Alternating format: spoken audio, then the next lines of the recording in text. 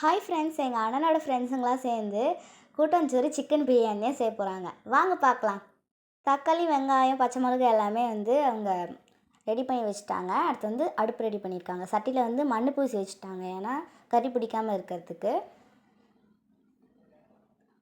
விறகடுப்பில் பாத்திரம் வைக்கிறாங்க. வெங்காயம், தக்காளி எல்லாம், பச்சை மிளகாய் எல்லாத்தையும் போட்டு வதக்கிட்டு இருக்காங்க. கோச்சிக்காதீங்க, மசாலா சிக்கன் போடுறதெல்லாம் அவங்க எடுக்க மறந்துட்டாங்க. ஸோ அதனால் இப்படி மசாலா சிக்கன் போட்டதுக்கப்புறம் தான் அவங்க எடுத்திருக்காங்க. கோச்சிக்காதீங்க. சும்மா டேஸ்ட் பார்க்குறாங்க, எடுத்து உப்பு கரெக்டாக இருக்கான்ட்டு. நல்லா கொதிக்க விட்றாங்க. நல்லா கொதிக்குது.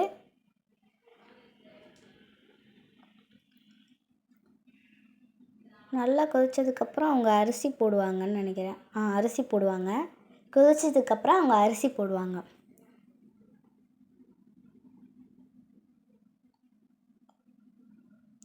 அரிசி போடுறாங்க. அரிசி போட்டுட்டு அவங்க தம் போடுவாங்க. அரிசி போட்டதுக்கப்புறம் அரிசி போட்டு கலரி விட்றாங்க. நல்லா கலரி விட்டுட்டு அவ்வளோதான், ரெடி ஆயிடுச்சு. இப்போ தம் போட போகிறாங்க. நல்லா தட்டு போட்டு நெருப்பு கரையெல்லாம் எடுத்து போட்டுட்ருக்காங்க தட்டு மேலே.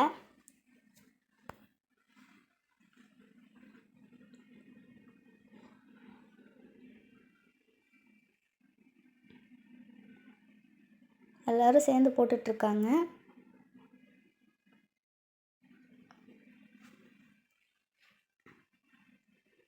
எல்லோரும் உட்காந்து வேடிக்கை பார்த்துட்ருக்காங்க.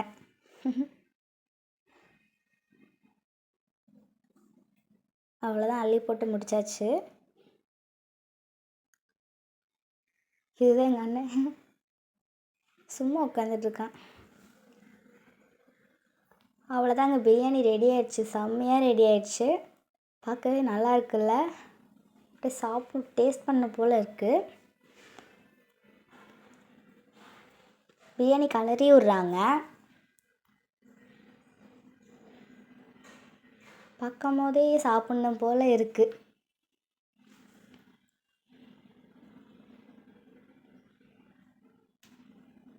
அவ்வளோதான், இப்போ தூக்கிட்டு போய் அவங்க சாப்பிட போகிறாங்க.